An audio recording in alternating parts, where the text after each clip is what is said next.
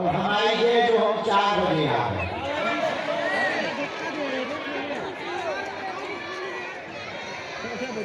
प्रत्येक दिन की भांति आपके गुरुजी समय के बहुत पक्के हैं और हमने कल कह दिया था कि 4 बजे हम आकर के दरबार लगाएंगे।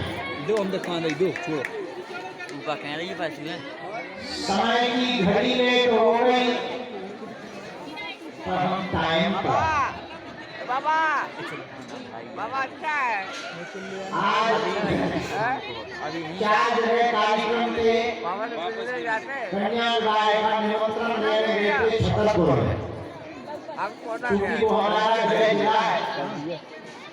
पहले घर वालों को न्योता दिया जाता है, बाद में बाहर वालों।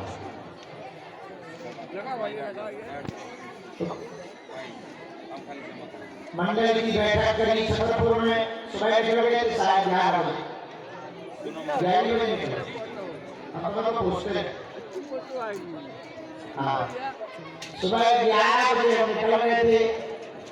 सुबह के चले चले छतरपुर से पनौठा से कुड़ी धाम से फिर वापस फिर एक हॉस्पिटल में आशीर्वाद समारोह था।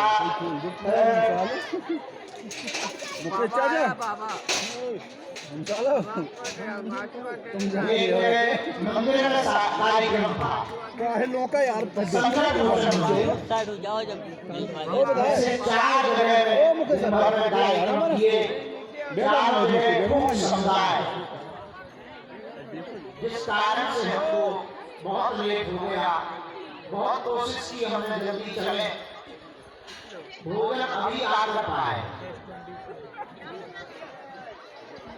पर सबकी सुविधा अपार है। ऐसे जा तो मुखी जैसे लो आ जाओ लो भाव बहुत दृढ़ है, शरणागत भक्ति है, सब हमारे अपने हैं। हम जहाँ भी आते हैं तो लगता है मैं भाग में थोड़ी देर हो गए पर कम से कम ईगो भलो हो जाए।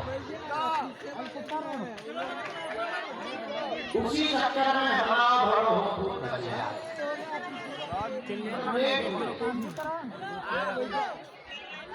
आज के लिए हम very sorry, क्षमा प्रार्थी है, कल से टाइम पर ही आए। आज हमने एक बात सोची है, सही गलत हो तो तुम्हें सलाह है। जो हम देर रात तक मंदिर में लेकर भगवान की बातें को सोच रहे सुबह करें हैं? भैया रात सो गए हमारे भगवान आओ हम लोग ऐसी भैया ए चुप रहो ये यार यहाँ से नहीं मिलेगा पीछे से जाओ जाओ सामने हाँ सामने चले जाओ यहाँ से नहीं मिलना सामने चले जाओ सामने से आगे आगे सामने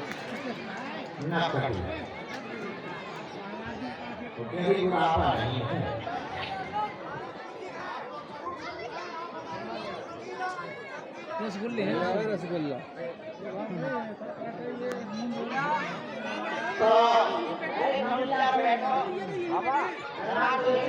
तुम नहा उनको ना परेशान हुआ तो हमको आज देर हो गई, हमारी भूल को माफ करो। शांत हो जा कुछ नहीं हम करेंगे कल से टाइम से ही आए, टाइम कुछ नहीं कर रहे बाबा पीछे बैठेंगे और आए हैं अपनी घड़ी के हिसाब से।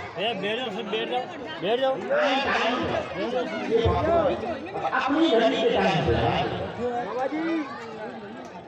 आज तो दरबार बिना विलंब किए हुए भगवान श्री बागेश्वर महाराज की कृपा से हमें सेवा करने का सौभाग्य मिला है।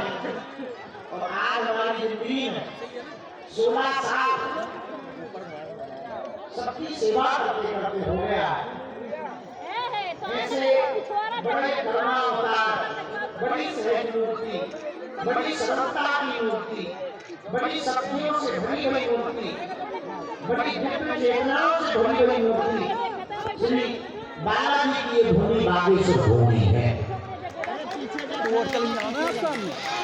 अभी हमने बड़ी मुश्किल से जहाँ ज्ञानियों को ज्ञान प्रतीत होता, ये कौन सी गुस्सा हुई आप? ज्ञानी को ज्ञान के साथ ये कौन सी गुस्सा हुई?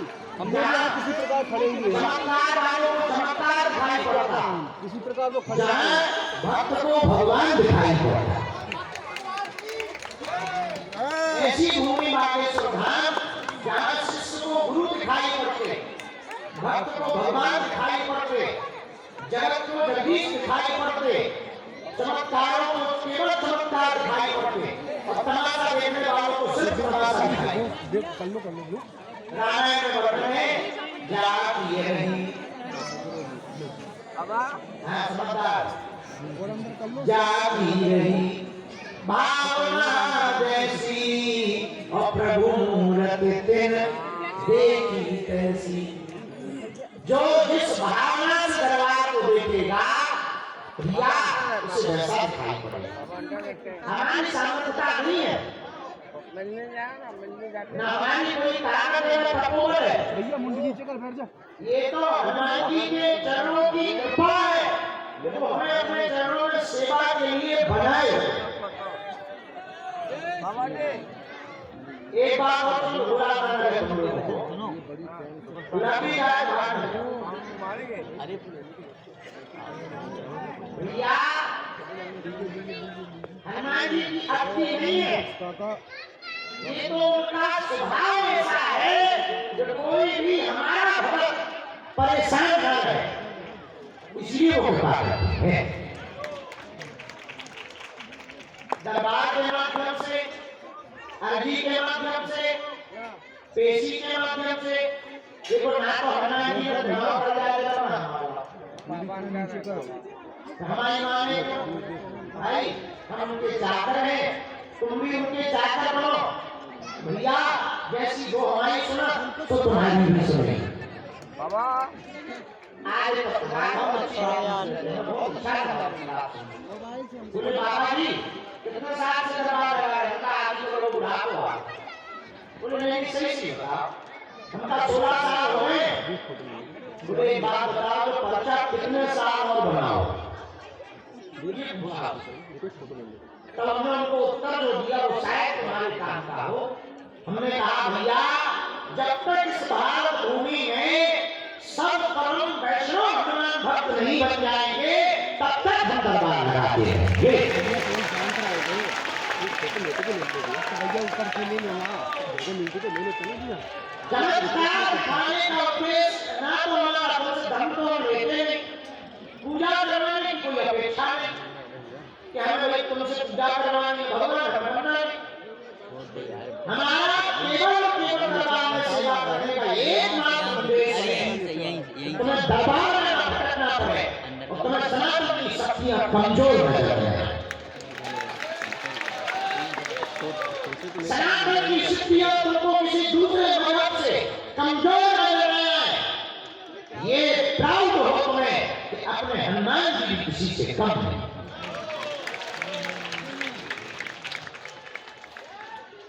तो हम आपको आज बहुत प्रबद्ध प्रार्थना करना चाह रहे हैं कि आप चमत्कार के चक्कर में मत पड़ो।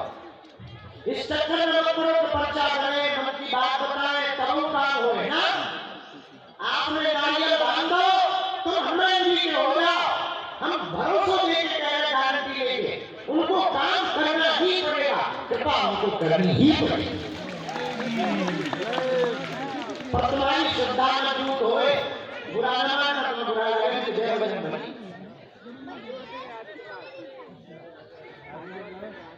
पतिव्रता स्त्री उसी को कहा जाता है जो अपने पति को छोड़कर पर पुरुष का चिंतन भी न करे।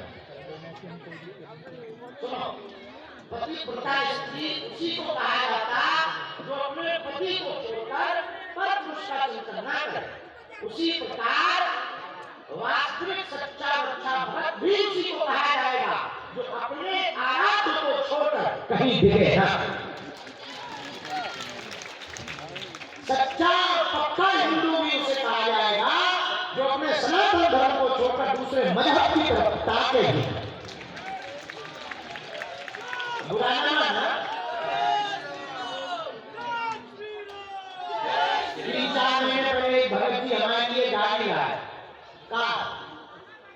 और बदकिस्मती से उसका आधा पेट हर गया। तो हमने कहा भैया काम करो, क्षमा करो, भगवान की खूब कृपा है जब तुम ही चला। तो बोले यार महाराज गुरुजी हम बड़ी श्रद्धा से लाए। हम कहा ठीक है भगवान की बड़ी कृपा है और काम चल रहा है, तुम चलाओ। तो बड़े परेशान हुए, बोले आकर आपने मना क्यों कर दी? हमने कहा देखो हम बहुत कट्टर हिंदूवादी आदमी, गलत से कोई दिक्कत नहीं है, पर दिमाग में आगे बोलो बोली हो कट्टर, तो उससे मिलता जुलता भी कुछ दिखता है तो हमने कहा ये भी तो हो ही नहीं है।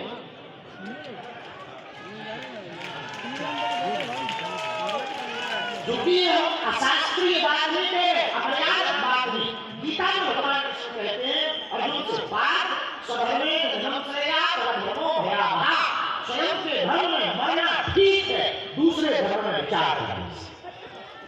ये भगवान कृष्ण की बात। तो आज रात्रि काल में जो भी राजमान हो भैया, हम तुम्हारा एक बार का पर्चा बनाने के लिए नहीं समझना, न तमाशा दिखावेगा, न और भी कुछ है बोला। भगवान उनके चरण पकड़ो, हमारे चक्कर में ना पड़ो। सावधान रहना भैया, हमने पुरस्कार इसलिए बुलाया है, इसलिए बाबा ने हमें बुलाया है कि तुम हनुमान जी के हो जाओ और हनुमान जी तुम्हारे हो जाओ। और एक दो दिन के लिए नहीं, जीवन भर के अपने लिए, जीवन भर के लिए, सदा सदा के लिए, तब तक के लिए, सदा सदा के लिए। तुम हनुमान जी के हो जाओ, हनुमान जी तुम्हारे। दूसरी बात और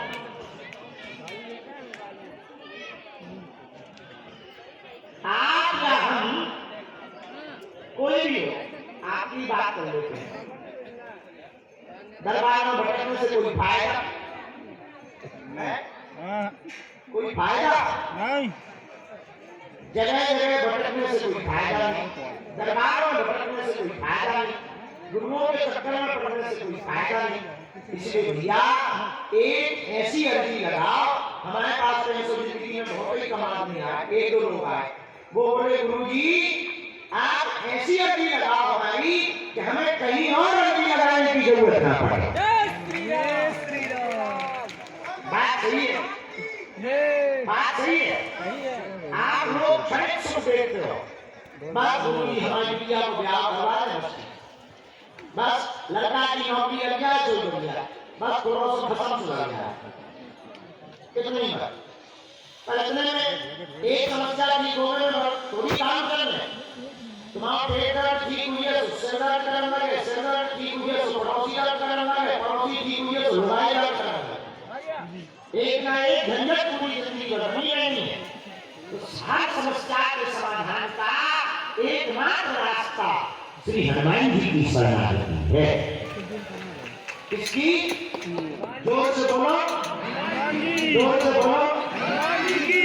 जिस पागल तीर्थ बागेश्वर धाम में हम लोग बैठे हैं, वहाँ स्वयंभू रूप में श्री साक्षात विग्रह के रूप में बाबा जी बैठे हैं। जहाँ सन्यासी बाबा ने सदा करोड़ हनुमान चालीसा का पाठ किया, जहाँ पर श्री बाबा जी ने वचन दिया यहाँ जो भी आएगा रोता हुआ आएगा, नियम का पालन पेशी मंत्रता जाप करेगा, यहाँ से हंसता हुआ जाएगा। भैया हमारी तो 3 पीढ़ियां गुजर गई, हमारे दादा गुरुजी, उनके भी दादा गुरुजी, तीनों पीढ़ियों में समय लगो। भगवान के घर देर है, नहीं है, पर दया जरूर करी, देर जरूर लगो। तो जाओ, हम तुम्हें भी बच्चों के घर रह गए, तुम इनके चरण पकड़ लो, हनुमान जी के चरणों में बैठ के कह रहे भैया इनके चरण पकड़ लो, देर लगेगी पर अंधेर नहीं होगा। किसके चरण पकड़ो? जिस पागल की बागेश्वर धाम में बैठे हैं, वो लड़ाई हो गई।